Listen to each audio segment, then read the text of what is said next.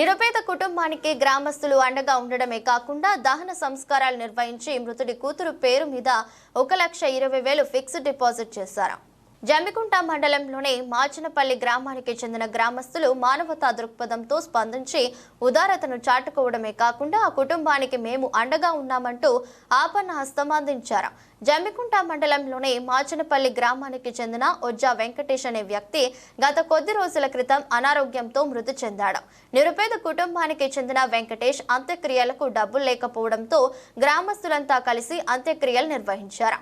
అంతేకాకుండా కడు పేదరికం అనుభవిస్తున్న కుటుంబాన్ని ఆదుకోవాలనే సంకల్పంతో గ్రామంలోని కొంతమంది పెద్దలు అందరూ కలిసి తోచిన విధంగా సహాయ సహకారాలు అందించడమే కాకుండా 1,40,000 రూపాయలను గ్రామస్తులంతా కలిసి సేకరించారు.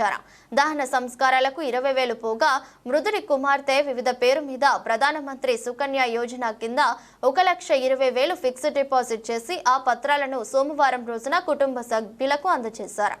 నిరుపేద కుటుంబానికి చెందిన వెంకటేష్ కుటుంబ సభ్యులకు మేము అండగా ఉన్నామంటూ గ్రామస్తులంతా చేయూతనివ్వడం ఆ కుటుంబానికి భరోసానిచ్చింది.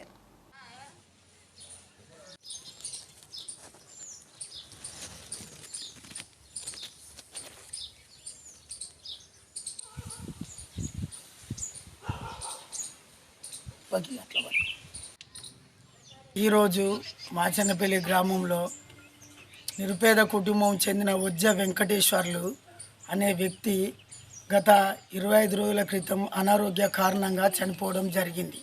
తనకి డబ్బులు లేని పరిస్థితిలోనే ఆరోగ్యం చెడిపోయి 3 రోజులలో గాంధీ హాస్పిటల్ నుంచి చనిపోయి రావడం జరిగింది.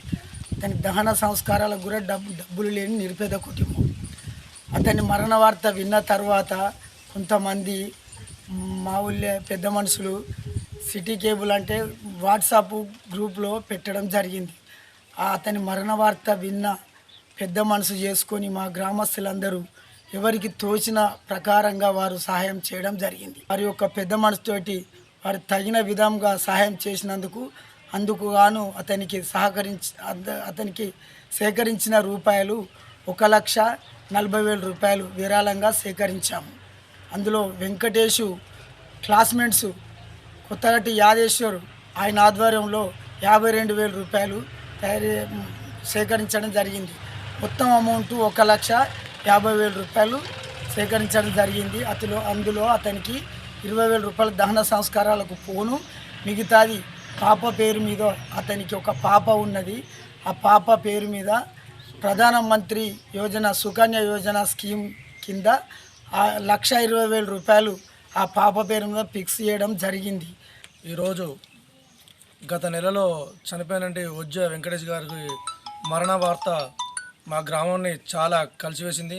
గ్రామంలో ఉన్న యువత మరియు రైతులు ప్రతి కుటుంబం స్పందించి చాలామంది స్పందించి ఈరోజు 1,40,000 రూపాయలు వారికి విరాళం సేకరించడం జరిగింది.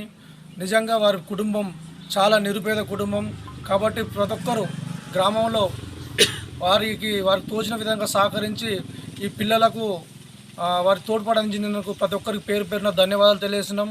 ఇంకా ముఖ్యంగా సిటీ కేబుల్ ద్వారా తెలియనేమనగా ఇంకా మండలంలో ఎవరైనా మానవతా దృక్పథంతో ఈ ఒజ్జా వెంకటేష్ కుటుంబానికి ఆడపిల్లకి ఏమైనా సాయం చేయాలని, అదేవిధంగా ప్రభుత్వం కూడా అన్ని విధాలు ఆదుకొని వీరికి తోడ్పాటు కల్పించాలని కోరుతున్నాము.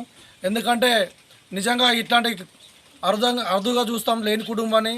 నిజంగా మా గ్రామ ప్రజలు నిజంగా ఒక గొప్ప మానవ దృక్పథంతో మానవ సేవే మాధవ సేవ అనే విధంగా స్పందించి ఈరోజు ఈ కుటుంబాన్ని ఆదుకున్న ప్రతి ఒక్కరికి పేరు పేరున ధన్యవాదాలు, కృతజ్ఞతలు సిటీ కేబుల్ ద్వారా తెలియజేసుకుంటున్నాం.